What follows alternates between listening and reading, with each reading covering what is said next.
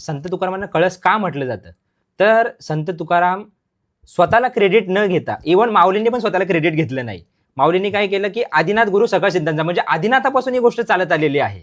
आणि संत तुकाराम माऊलींचं वर्णन करतात ज्ञानियांचा राजा, म्हणजे माऊलींना ते क्रेडिट देतात या गोष्टींचं, संतांना इतर संतांना क्रेडिट देत आहेत.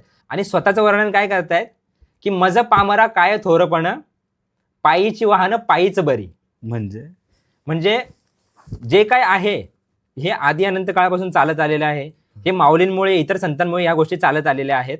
आणि मी पायाच्या वाहनासारखा आहे, म्हणजे आपण जी माझी जागा मी तुमच्या पायांचीच ठीक आहे, बरी आहे.